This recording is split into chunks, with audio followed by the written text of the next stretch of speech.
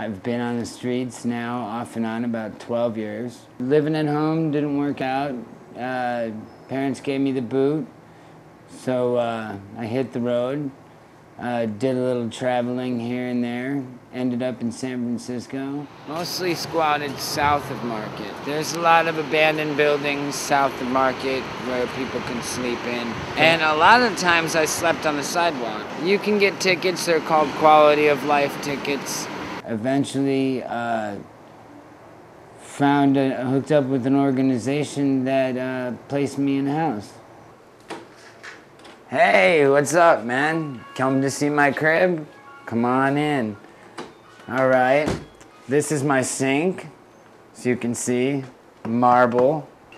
These are a couple of my friends that I've let stay over here in the past, you know, being as though they need a place to stay. I like to offer, you know, them a place to stay for the night. This is my closet space. These are my clothes. When you're on the street, you only have one set of clothing, you know, maybe two.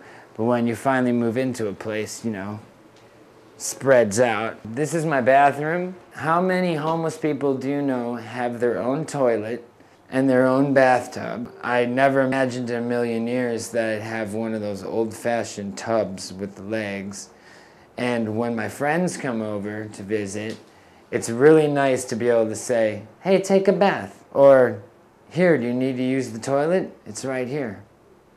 You know, when normally it's hard to find a place to use the bathroom. Well, also, I live in the penthouse suite. Not every place has a bathroom in this hotel. Most people use community bathrooms. And not every place has 15-foot high cathedral ceilings and a ceiling fan. This is my fridge, because everybody's got to have a fridge, stocked with food. I have a microwave as well. You know, which I never imagined I would ever have a microwave.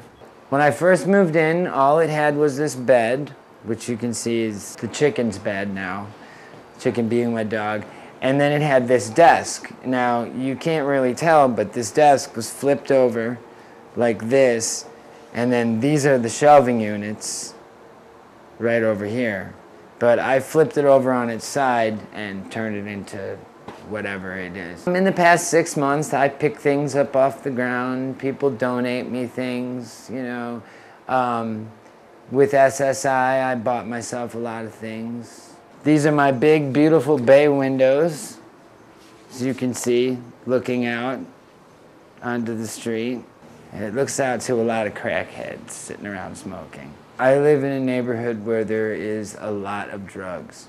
So it does make it kind of difficult when you're trying to stay sober to have a lot of drug use around you, and you can hear it practically. Well, I'm on several different kinds of medication that help me overcome it, and also staying strong, man. You know, you work it because you're worth it. This picture is about 10 years old.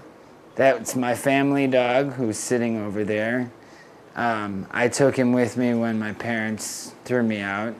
Well, since I've gotten my place and I've shown them that I'm sober, not sober, but I'm drug-free now, and they don't have to worry about me living on the streets anymore, we talk again, we get along a lot better. In the past, a lot of people have given me problems with him, saying, how can you, if you can't take care of yourself, how can you take care of a dog? Well, I've been doing it. We've been all over the country together. We've been to 3 different places in Mexico.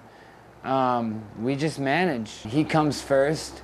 As far as the whole time I've ever been with him, I've always made sure that he's had food and water because, you know, he can't fend for himself and it wouldn't be fair to him, and I love him dearly. That tub is completely full of dog food, and also there's an extra 50-pound bag. Wow. So he's well taken care of. Oh, this tells me and reminds me every day to take my dog to the park, which I do quite often. One thing that was really, really hard, bro, was getting him on a regular schedule, because he's used to just being able to go whenever he wants to. He never messes up, handles it like a trooper, and What can I say? I'm blessed with a good dog.